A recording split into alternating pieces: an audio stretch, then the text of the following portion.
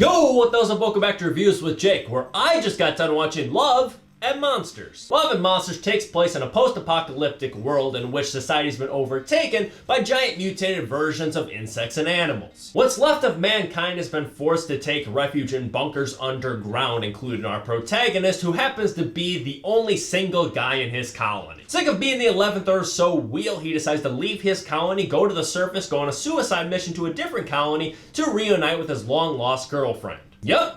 Love and Monsters pretty much sums it up, doesn't it? I'll be honest, I was ready to shit on this title because I think it's stupid, and I still kind of do, but it does get the job done. I think we really could apply this tactic to other movies that have been released that didn't know how to name themselves. It Comes at Night? Nah. Family and Trust Issues. Cloverfield? Nah. Aliens and Motion Sickness. Resident Evil? Nah. Zombies and the Matrix. Hopefully for not too much longer though, right?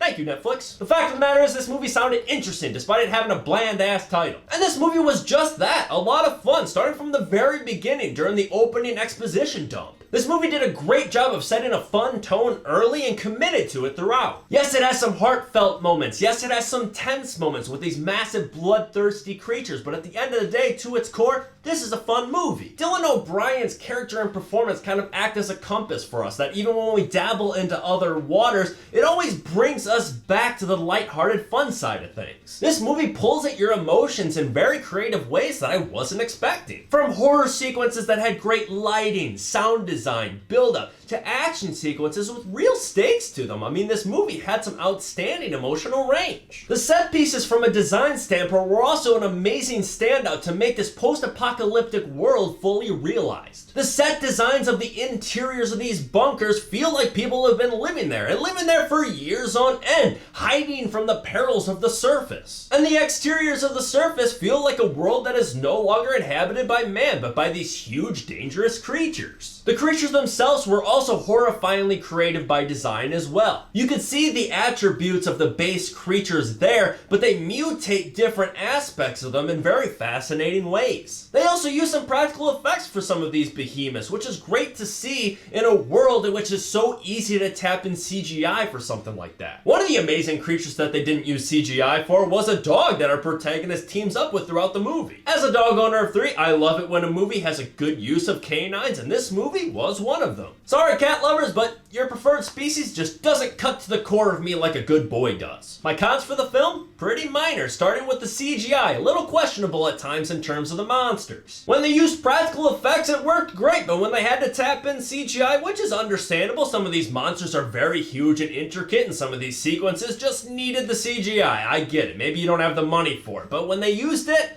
it just didn't always look the greatest. I mean, it wasn't the worst that I've ever seen, but it was like just bad enough to pull me out of this otherwise very fantastic experience and world. Another thing that pulled me out from time to time, honestly, our protagonist. Similarly, for the most part, he's a very fine, fun, lighthearted, lovable protagonist, but there are some moments in the movie where he is just frustratingly inept. Most of the time it's to set up a joke, which often lands, don't get me wrong, I'm not knocking it for that, but at the same time, at its core, this is a movie about survival, and when you have a protagonist that often can't survive precarious situations without looking like a complete idiot, it gets a little iffy. I also didn't think that all the actors in the film didn't have the greatest on-screen chemistry, didn't think they clicked all the time. One of the easiest movies to draw parallels to from this movie is Zombieland. It's a small ragtag group of people that are trying to get from A to B in a world that's trying to eat them. But I think Zombieland captured that camaraderie a lot better than this movie did. Like, whenever someone gets close to our protagonist in this movie, I just didn't really buy it. Except for the relationship with the dog, that works, but it's with a dog. Of course he's gonna get along with it. You ain't pulling any muscles there. I also wasn't the biggest fan of the ending. Thought it was a little too ambitious. Without getting into specifics or spoilers, they sort of laid the groundwork for like 3 or 4 different pathways they could have chosen to conclude the film, which is great.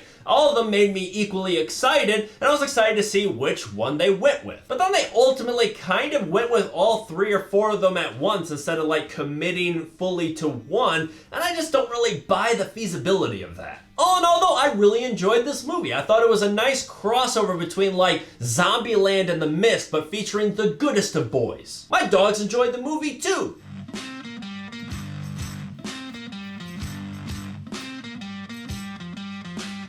So I guess the tribe has spoken. I'm going to give Love and Monsters a B+. But that's just me. What do you guys think? Let me know if you agree or disagree in the comments below. And make sure to subscribe to this channel to stay up to date with new reviews coming real soon. Stay safe and thanks for checking in.